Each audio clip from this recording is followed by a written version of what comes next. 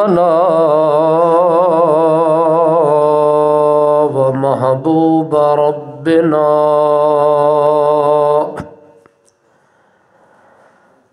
نشهد أن لا إله إلا الله وحده لا شريك له ونشهد أن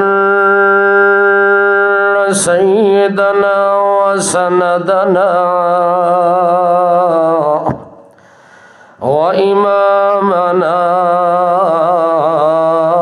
وإمام الكائنات أسوة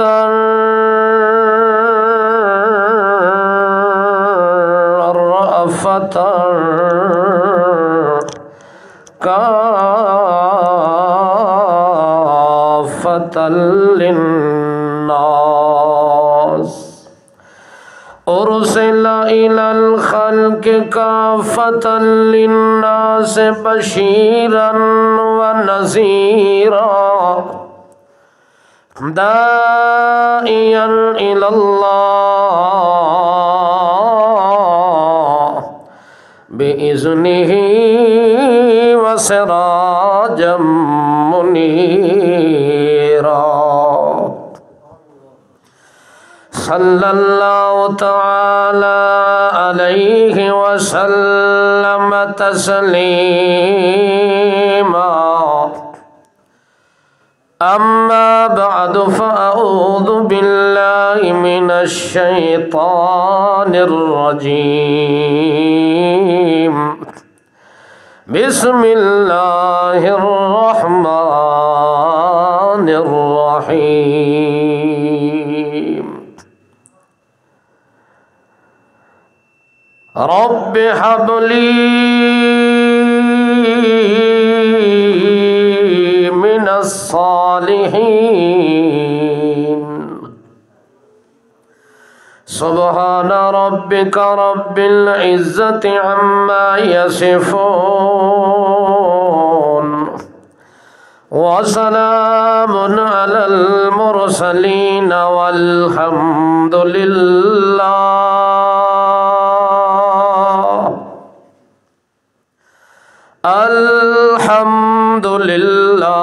رب العالمين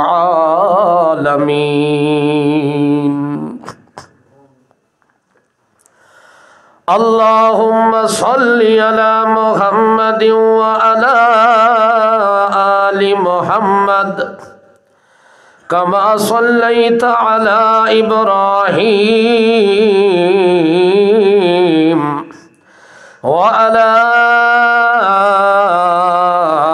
آل إبراهيم إنك حميد مجيد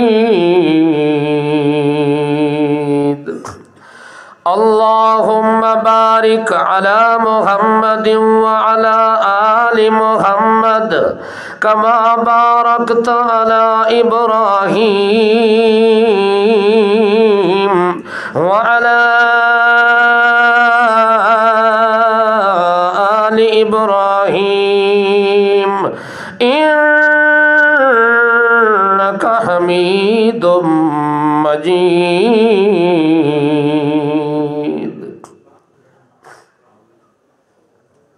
معزز اور مکرم عزیز دوستو، بزرگوں، بھائیوں، محض مسلمان بھائیوں، السلام علیکم۔ مختصر وقت کے اندر ایک محفل کا انعقاد کیا گیا ہے بسلسلہ عقیقہ،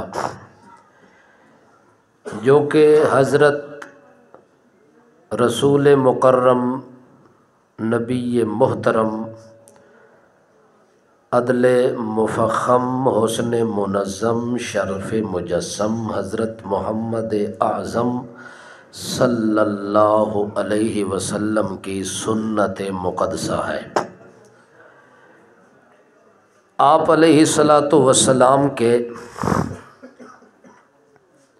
دور کے اندر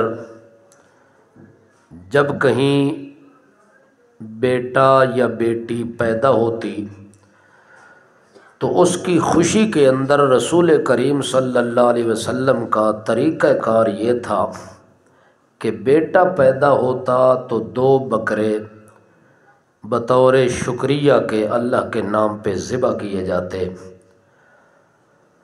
اور اگر بیٹی پیدا ہوتی تو اس کے لیے 1 بکرا ذبح کیا جاتا۔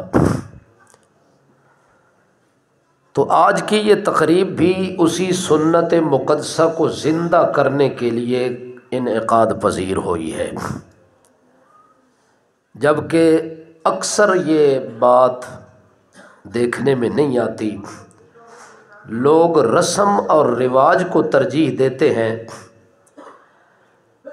اپنی منمانی اور اپنی خواہش کے مطابق تو خرچ کر دیتے ہیں، لیکن جہاں اللہ کے پاک پیغمبر کی سنت اور طریقہ ہے، مسلمان آدمی وہ طریقہ اختیار نہیں کرتا، جس کی وجہ سے اس کا دنیا میں بھی نقصان ہے اور آخرت کے اندر بھی نقصان ہے۔ اور اللہ کے پاک پیغمبر کی سنت ایک ایسی چیز ہے، اس کو اختیار کرنے والا دنیا میں بھی فائدہ اور آخرت میں بھی فائدہ، مگر عقل کی کمی ہے، علم کی اتنی کمی ہے کہ آدمی اپنی دنیا کا نقصان بھی کر رہا ہے، آخرت کا بھی کر رہا ہے، اور اسی پہ خوش ہے کہ میں جو کچھ کر رہا ہوں ٹھیک ہے، جبکہ اللہ کے پاک رسول صلی اللہ علیہ وسلم نے فرمایا تھا من تمسک بسنتی عند فساد امتی فلہ اجر 100 شہید او کما قال النبی صلی اللہ علیہ وسلم۔ آپ نے فرمایا جو شخص میری امت میں من تمسک بسنتی، میری سنت کو پکڑ لیتا ہے، مضبوطی کے ساتھ تھام لیتا ہے اور اس دور میں سنت پر عمل کرتا ہے، عند فساد امتی، جس وقت میری سنت کا نام بھی کوئی نہیں لیتا، جس وقت میری سنت پہ عمل کرنے والے لوگوں کو طعنہ دیا جاتا ہے کہ یہ تو نے کیا کیا۔ اگر ایک آدمی شادی کرتا ہے سنت کے مطابق تو لوگ طعنہ دے کے کہتے ہیں آج پتہ لگا یہ شادی تو نہیں ہے، یہ تو ماتم ہے۔ یہ کیا ہے؟ بولو۔ ہم شادی کے اندر آئے تھے، آپ نے شادی کا کارڈ دیا تھا، یہ کیا طریقہ ہے؟ اس میں کوئی نہ گانا، نہ کوئی بجانا، نہ کوئی ڈھول، نہ کوئی خسرے، نہ کوئی ناچنے والا، نہ کوئی کچھ سنانے والا، نہ کوئی فنکشن ہے۔ بالکل سادگی کے ساتھ مسجد میں نکاح کر دیا اور ساتھ ہی رخصتی ہو گئی، دوسرے دن سادے طریقے سے ولیمہ ہو گیا، کسی کو محلے والوں کو بھی پتہ۔ شادی تو وہ ہوتی ہے پورے علاقے کو رات جگائے بندہ، ساری رات لوگوں کی نیند خراب ہو، یہ کیا ہو رہی ہے؟ شادی ہو رہی ہے، خوشی ہو رہی ہے۔ اگر اس قسم کی شادی بندہ کرے تو لوگ واہ واہ کرتے ہیں، اگر سنت کے مطابق کرے تو لوگ طعنہ دیتے ہیں۔ طعنہ دینے والے کوئی سکھ نہیں ہے، کوئی ہندو نہیں ہے، انڈیا کے رہنے والے نہیں ہیں، طعنہ دینے والا بھی وہ ہے جس نے آمنہ کے لال کا کلمہ پڑھا، اور سنت کے مطابق شادی کرنے والا بھی وہ جس نے آمنہ کے لال کا کلمہ پڑھا ہے۔ آپ ناراض تو نہیں ہو رہے؟ چونکہ میری عادت ہے میں کڑوی باتیں کرتا ہوں۔ الحق مر ولو کان در، حق ہمیشہ کڑوا ہوتا ہے اگرچہ ہیرا اور موتی اور جواہرات بھی کیوں نہ ہوں۔ حق ہمیشہ یا قرآن میں ہوتا ہے یا آمنہ کے لال کی حدیث میں ہوتا ہے۔ انشاءاللہ میں آپ کو قرآن سے حوالے کے ساتھ بات کروں گا یا پیغمبر صلی اللہ علیہ وسلم کی حدیث کے حوالے سے بات کروں گا۔ یہ مسلمان لوگ طعنہ نہیں دیتے ان لوگوں کو جو سنت پہ عمل کرتے ہیں۔ اگر ایک آدمی نے جوانی کے اندر داڑھی رکھ لی، کہتے یہ تیری عمر تھی، اتنی بڑی داڑھی رکھ لی ہے، تو جوانی میں بابا لگتا ہے۔ یہ تو وقت نہیں تھا، وقت گزر جاتا، بوڑھے ہو جاتے، کھوٹی پہ آ جاتے، تب جا کے داڑھی رکھتے چلو پھر بھی میچ کرتا۔ اب تو آپ جوان ہیں، آپ کی جوانی ہے، دوڑنے کا وقت ہے، کھیلنے کا وقت ہے، کھیل تماشے کے اندر وقت گزارنے کا ٹائم ہے۔ اب آپ نے یہ کیا کیا؟ ایک آدمی معاشرے میں اگر نبی کی سنت سمجھ کے داڑھی رکھتا ہے تو اس کو 100 طعنوں کا سامنا کرنا پڑتا ہے، 100 باتیں سننی پڑتی ہے۔ اور اگر یہ بندہ ساری کائنات کی باتیں سن کے من تمسک بسنتی، میرے پیغمبر نے فرمایا پھر بھی میری سنت کو نہیں چھوڑتا، برادری والے تانے دیتے ہیں، دوست تانے دیتے ہیں، محلے والے تانے دیتے ہیں، لیکن یہ بندہ میرے ساتھ اتنی محبت کرتا ہے، کہتا ہے ساری دنیا تانے دے، ناراض ہو جائے، میں اپنے پیغمبر کی سنت کو قطعا نہیں چھوڑوں گا۔ آپ نے فرمایا اس دور میں جس بندے نے میری ایک سنت پہ عمل کیا، دن قیامت کے اس کے نامہ اعمال جب کھلے گا تو 100 شہید کے برابر اس کو ثواب ملے گا۔ اب اگر کسی کو کہا جائے داڑھی رکھو نا، قیامت برپا ہو جاتی ہے کہ میں وہ داڑھی رکھوں، جبکہ مسلمان ہے، میرے نبی کا کلمہ پڑھا ہے اور میرے نبی کا فرمان ہے کہ داڑھی کو چھوڑ دو، داڑھی کو واعف اللحیٰ، معاف کر دو، اس کو کیا کرو؟ معاف کر دو۔ آپ نے کہا اس کو چھوڑ دو، معاف کر دو، اس کے پیچھے نہ پڑو۔ لیکن یہ مسلمان جب تک صبح سویرے ناشتے سے پہلے داڑھی صاف نہ کرے ناشتہ بھی نہیں کرتا۔ شادی میں جانا ہے پہلے شیو کرنی ہے، سفر میں جانا ہے پہلے شیو کرنی ہے۔ اگر شیو کرنے کے بعد تیرے اوپر موت آ جائے، موت کا وقت تو کسی کو پتہ نہیں ہے، اس طرح تیرے ہاتھ میں ہو، نبی کی سنت کو مٹا کے گندی نالی میں تو ڈال رہا ہو، اوپر تیرے موت آ جائے، اس حال میں جب تو رب کے حضور پیش ہوگا، کوئی بندہ یہ مجھے بتلا سکتا ہے اس کے پاس کوئی عذر ہے جو رب کے حضور پیش کرے گا کہ یا اللہ میں نے اس کی وجہ سے یہ کام کیا تھا، میرے پاس یہ عذر ہے، یہ مجبوری ہے، کس وجہ سے میرے پیغمبر کی سنت کا مذاق اڑایا تھا اور میرے نبی کے چہرے کو پسند نہیں کیا تھا، تو نے کس کے چہرے کو پسند کیا ہے؟ یہ داڑھی مڈانا توجہ ہے کس کی سنت ہے؟ داڑھی رکھنا کس کی سنت ہے؟ آج تک کبھی ہم نے غور کیا ہے کہ ہمارا لباس، ہماری شکل و صورت، شکل و شباہت ہم کن لوگوں کی اختیار کر رہے ہیں؟ اور آپ نے فرمایا من تشبہ بقوم فہو منہم، جو بندہ کسی قوم کی ریس کر کے ان جیسا اٹھنا بیٹھنا شکل و صورت اختیار کرے گا، دن قیامت کے ان کی صف میں کھڑا ہوگا۔ اور اگر نبی کی محبت میں، نبی کے چہرے کی محبت میں اگر بندہ داڑھی رکھ لیتا ہے تو دن قیامت کے نبی کے جھنڈے کے نیچے اٹھے گا کہ نہیں اٹھے گا؟ اتنی تو بات بندے کو ذہن میں رکھنی چاہیے کہ میرے پیغمبر نے فرمایا جس قوم کی مشابہت بندہ اختیار کرتا ہے دن قیامت کے اس کا حشر نشر بھی۔ اگر بندہ اتنی بات سوچ لے کہ یہ داڑھی میرے نبی کی سنت ہے، میں اس لیے رکھتا ہوں کم از کم دن قیامت کے میں نبی کی امت میں تو کھڑا ہو جاؤں نا، نبی کے جھنڈے کے نیچے تو کھڑا ہو جاؤں نا، تاکہ میرا نبی مجھے دیکھ کے میری سفارش تو کرے، میری شفاعت تو کرے، پہچانے تو صحیح کہ یہ میرا امتی ہے۔ اور امتی اپنی علامات سے پہچانا جائے گا۔ میرے نبی سب کہہ دیں صلی اللہ علیہ وسلم نے جو بات بتائی ہے اس کا فائدہ دنیا میں بھی ہے، اس کا فائدہ آخرت میں بھی ہے، لیکن آج یہ باتیں کوئی کرنے کے لیے بھی تیار نہیں۔ اگر کوئی بندہ دل رکھ کے کرے تو کوئی سننے کے لیے تیار نہیں، اگر دل رکھ کے سننے کے لیے تیار ہے تو ماننے کے لیے تیار نہیں، اگر دل رکھ کے مانتا ہے تو اس پہ عمل کرنے کے لیے تیار نہیں ہے۔ آج پھر ہم گلہ کس چیز کا کریں، شکوہ کس چیز کا کریں کہ ہمارے حالات ٹھیک نہیں ہے، ہماری ملک کی حالات ٹھیک نہیں ہے، ہمارے محلے کے حالات ٹھیک نہیں ہے۔ بھائی ملک میں بھی ہم رہتے ہیں، محلے میں بھی ہم رہتے ہیں، نہ ملک کے اندر کوئی فرشتے آئیں گے جو ملک کو چلائیں گے، محلے کی اصلاح کے لیے کوئی فرشتے یہاں پنڈ گاکھڑے میں نہیں آئیں گے کہ وہ گھر بنائیں گے تو معاشرہ ٹھیک ہوگا۔ اس میں ہم نے رہنا ہے، ملک میں ہم نے رہنا ہے۔ اگر ہم ٹھیک تو ملک بھی ٹھیک، اگر ہم ٹھیک تو محلہ ٹھیک، اگر ہم ٹھیک تو معاشرے کا بگاڑ ہم خود ہیں۔ ملک کی تباہی کا سبب ہمارے اعمال ہیں۔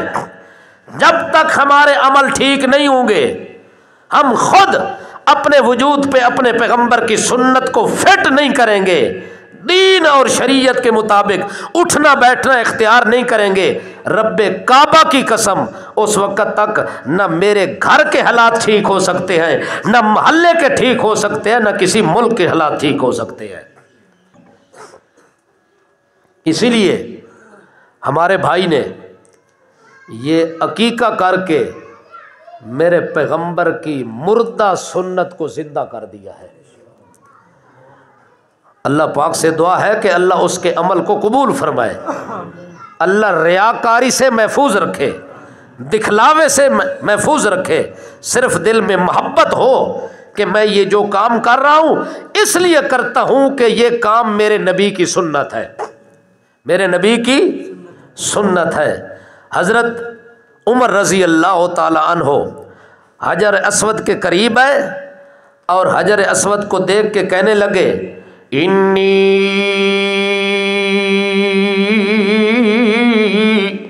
اعلم انک حجر لا تضر ولا تنفع، اے حجر اسود میں جانتا ہوں، مجھے یقین ہے۔ یہ بندہ سویا ہوا ہے نوجوان، اسی لیے کہتے ہیں کہ ہم ٹھیک نہیں ہو سکتے۔ قرآن حدیث کی محفل لگتی ہے تو بندے کو نیند آ جاتی ہے، جو بات کام کی ہوتی ہے وہ بات سننے کے لیے بھی ہم تیار نہیں ہیں۔ اب یہ ٹائم کوئی سونے کا ہے؟ بولو۔ لیکن میرا تجربہ ہے کہ قرآن و سنت کی محفل جس وقت بھی لگا، جس وقت بھی رکھو، صبح رکھو، دوپہر کو رکھو، شام کو رکھو، آپ کو بندے سوئے ہوئے نظر آئیں گے۔ اسی لیے میں لوگوں سے سوال کرتا ہوتا ہوں، آپ مجھے وہ وقت بتلائیں جس وقت میں ہم آپ کو بلائیں اور آپ کے جاگنے کا ٹائم ہو، لیکن آج تک مجھے کسی نے یہ نہیں بتایا کہ ہمارے جاگنے کا یہ ٹائم ہے۔ فیس بک بندہ دیکھ رہا ہو، عشاء کے ٹائم دیکھنا شروع کرے، صبح کی اذان تک اس کی آنکھ نہیں لگے گی، وہ ساری رات جاگتا رہے گا، دیکھتا رہے گا۔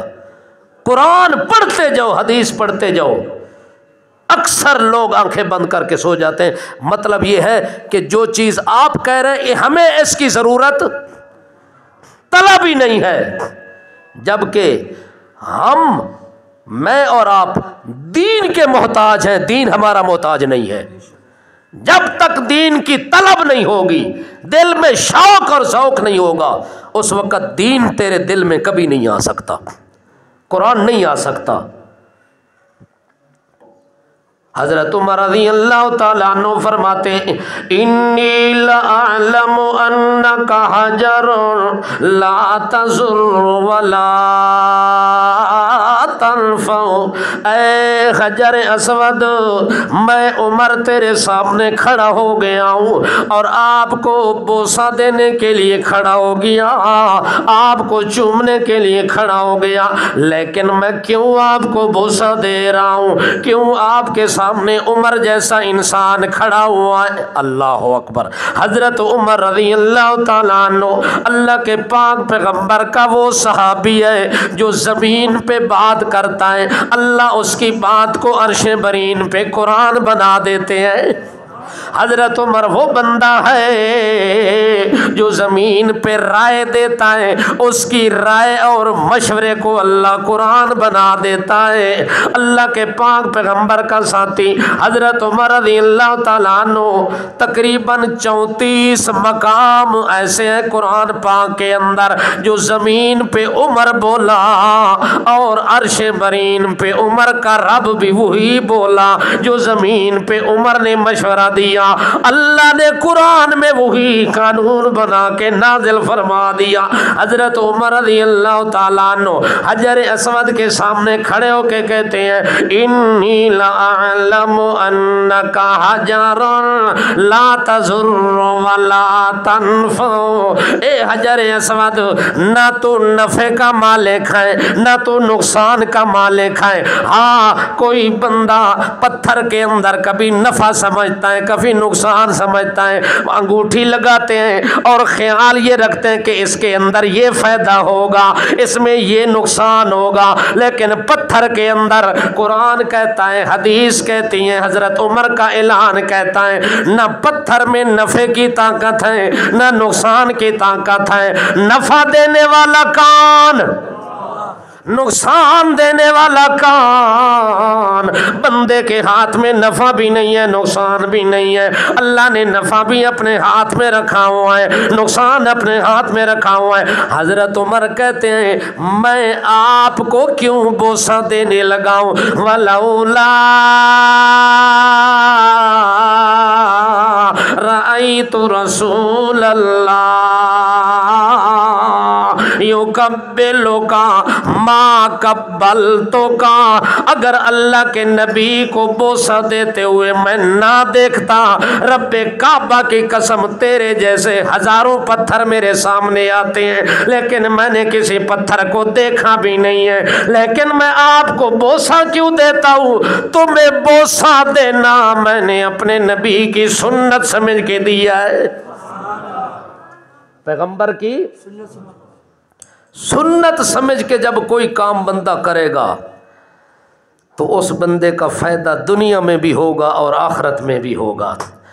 اور اللہ کے پاک رسول صلی اللہ تعالی علیہ وسلم کی سنت مطہرہ یہی ضمانت ہے بندے کی دنیا کے اندر جو عمل بھی کرتا ہے اگر سنت کے مطابق کرے تو اس کی مقبولیت اور قبولیت کی رب ضمانت دیتا ہے کہ یہ کام چونکہ میرے نبی کی سنت کے مطابق کیا ہے اللہ پاک اس بندے کے اس عمل کو قبول کر لیتے ہیں۔ حضرت ابراہیم علی نبینا علیہ الصلاۃ والسلام رب سے دعا کرتے ہیں، ان کے ہاں 2 شادیاں موجود ہیں، حضرت ہاجرہ بھی موجود ہے حضرت سارہ وہ بھی موجود ہیں لیکن اولاد نہیں ہے۔ قرآن کہتا ہے ابراہیم نے جب ضرورت محسوس کی کہ میرے گھر میں کوئی بیٹا ہونا چاہیے میرا کوئی جانشین ہونا چاہیے تو ابراہیم پیغمبر نے اولاد اپنے رب سے مانگی۔ اولاد کس سے مانگی؟ تو اب معلوم ہوتا ہے انبیاء کا طریقہ کار یہ تھا کہ جب کوئی ضرورت پڑتی تو کس سے مانگتے؟ حضرت ابراہیم نے مانگا رب حب لی من الصالحین، اللہ مجھے نیک اور صالح بیٹا عطا فرما۔ اللہ پاک نے 86 سال کے بعد ابراہیم علیہ السلام کو بیٹا عطا کیا ہاجرہ کے بطن سے۔ اللہ فرماتے ہیں میں نے بیٹا دیا بشرناہ بغلام حلیم، میں نے ابراہیم علیہ السلام کو بڑے حوصلے والا بیٹا دیا، بڑی شان شوکت والا بیٹا دیا۔ بیٹا ابراہیم نے رب سے مانگا، کسی قبر پہ بیٹا مانگنے کے لیے نہیں گئے، کسی پیر فقیر بزرگ کے پاس بیٹا مانگنے کے لیے نہیں گئے، چونکہ ان کو پتہ تھا کہ یہ اولاد کا خزانہ کس کے ہاتھ میں ہے۔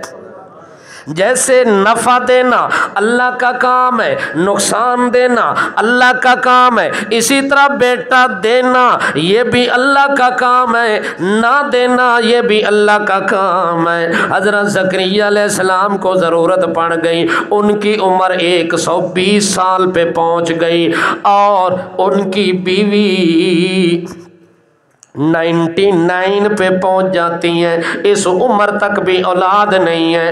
حضرت زکریا علیہ السلام کہتے ہیں رب ہب لی من لدنک ذریۃ طیبۃ انک سمیع الدعاء۔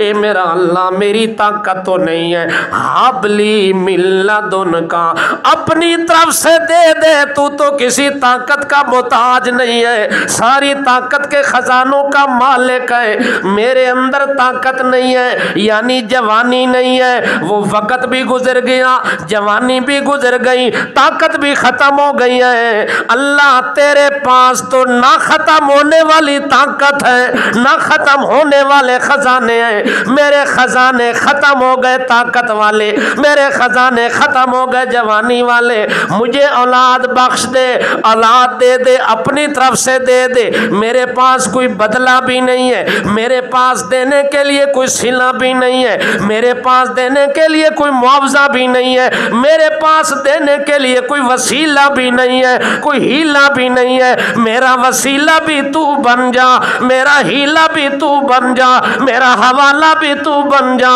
من لدنک ذریۃ طیبہ، پاک اولاد چاہیے، صاف ستھری اولاد چاہیے، اور وہ تیرے علاوہ دے سکتا کوئی نہیں ہے۔ اس لیے حضرت زکریا علیہ السلام کہتے ہیں انک سمیع الدعاء، اللہ میں تب مانگ رہا ہوں، اتنی منتیں کر رہا ہوں، اتنے سجدے کر رہا ہوں، مجھے پتا ہے کہ میری دعاؤں کو سننے والا تو ہے۔ نہ کوئی نبی سنے، نہ کوئی ولی سنتا ہے، نہ کوئی پیر سنتا ہے، نہ فقیر سنتا ہے، نہ جن سنتا ہے، نہ فرشتہ سنتا ہے، میری دعاؤں کا سننے والا تو ہے، اس لیے میں پکار تیری کر رہا ہوں، تو دعا سن کے قبول بھی کر سکتا ہے، میری جھولی بھی بھر سکتا ہے۔ اللہ کریم فرماتے ہیں زکریا علیہ السلام نے مجھ سے مانگا، میں نے زکریا علیہ السلام کو خوشخبری دے دی، بشرناہ بغلام اسمہ یحییٰ، اللہ نے زکریا علیہ السلام کو بیٹا دیا، اللہ کہتے اس کا نام بھی میں نے خود رکھا، لم نجعل لہ من قبل سمیہ، اس سے پہلے زمین پر یحییٰ نام کا بندہ کوئی نہیں ہے، اللہ نے زکریا علیہ السلام کو بیٹا دیا، اس کا نام بھی خود تجویز کر کے یحییٰ رکھ دیا۔ اللہ فرماتے ہیں اس عمر کے اندر بھی اگر میری مرضی بن جائے تو میں بغیر اسباب کے بھی پیغمبر کو اولاد عطا کر دیتا ہوں۔ حالانکہ جوانی ختم ہو گئی، طاقت ختم ہو گئی، بیوی ہر لحاظ سے کمزور ہے، خامد اتنا کمزور ہے کہ اپنی کمزوری کا اعلان کر کے کہتا ہے رب انی وہن العظم منی واشتعل الراس شیبا ولم اکن بدعائک رب شقیا، اے میرا اللہ سر بھی سفید ہو گیا، کمزوری کی وجہ سے سر کانپتا بھی ہے، راشا کی بیماری لگ گئی ہے، ہاتھ بھی کانپتے ہیں، سر بھی کانپتا ہے، وجود بھی لرزہ بر اندام ہوتا ہے، اللہ اتنی کمزور ہوں۔ اللہ فرماتے ہیں میرے پیغمبر تو کمزور ہے، دینے والا تو کمزور نہیں، مانگنے والا کمزور ہے نا، وہ اپنی کمزوری کا اظہار کرتا ہے کہ اللہ میں کمزور ہوں مجھے اولاد دے، اللہ میں کمزور ہوں مجھے بیٹا دے، اللہ میں کمزور ہوں مجھے کھانا پینا دے، اللہ میں کمزور ہوں مجھے نعمت دے۔ اللہ فرماتے ہیں جو نعمت بھی بندہ مانگے، للہ ملک السماوات والارض یخلق ما یشاء، جو کچھ بندہ مانگتا ہے یہ سب خزانے میرے رب کے ہاتھ میں ہیں، ملک اسی کے ہاتھ میں ہے، ملک اسی کے ہاتھ میں، یخلق ما یشاء، جو چاہتا ہے اس ملک کے اندر اللہ کر کے دکھاتا ہے۔ یہب لمن یشاء اناسا، جب چاہتا ہے کسی کو بیٹیاں ہی بیٹیاں دے دیتا ہے، وَيَهَبُ لِمَن يَشَاءُ الذُّكُورَ، جب چاہتا ہے اللہ بیٹے ہی بیٹے دے دیتا ہے، او يُزَوِّجُهُمْ ذُكْرَانًا وَإِنَاثًا، چاہتا ہے تو جوڑے جوڑے بیٹیاں دے دیتا ہے، جوڑے جوڑے بیٹیاں دے دیتا ہے، وَيَجْعَلُ مَن يَشَاءُ عَقِيمًا، اس کی مرضی بن جائے نہ ایک نہ دو، نہ سنگل نہ ڈبل، نہ بیٹی نہ بیٹا، نہ سنگل نہ جوڑا، جب اس کی مرضی بن جائے دروازہ ہی بند کر دیتا ہے۔ جب دروازہ وہ بند کر دے تو دنیا کی کوئی طاقت کھول نہیں کھول سکتی۔ تو اولاد کے لیے تعویذ لکھانے کیوں گیا ہے؟ اس پیر کے پاس یہ طاقت ہے کہ دروازہ جو رب نے بند کیا ہے وہ کھول دے؟ بولو، اگر تیری گائے دودھ نہیں دیتی تو کسی ملا کے تعویذ لکھنے سے دودھ جاری ہو جائے گا؟ دودھ کے خزانے بنانے والا کون ہے؟ یہ اللہ کے ہاتھ میں جو خزانے ہیں، جب اس کی مرضی آئے عطا کر دے، جب مرضی آئے واپس کر لے، تو جب وہ دینے والا وہ ہے، لینے والا وہ ہے، تو پھر معلوم ہوا کہ دنیا کے اندر یہ جو چکر اور مکر چلایا گیا ہے، یہ بندے کا ایمان کمزور کرنے کے لیے کیا گیا ہے، کہ بندے کا ایمان رب سے ہٹ جائے، ان چیزوں پہ لگ جائے کہ یہ بھی کچھ کر سکتے ہیں، ان کے ہاتھ میں بھی ہے۔ اللہ فرماتے میں نے کسی کے ہاتھ میں نہیں دیا، ان الفضل بید اللہ تبارک الذی بیدہ الملک، سارا ملک اللہ کے ہاتھ میں ہے، برکت بھی اللہ کے ہاتھ میں ہے۔ جو کچھ میں نے کہا، جو کچھ آپ نے سنا، اللہ اسی پہ عمل کی توفیق عطا فرمائے۔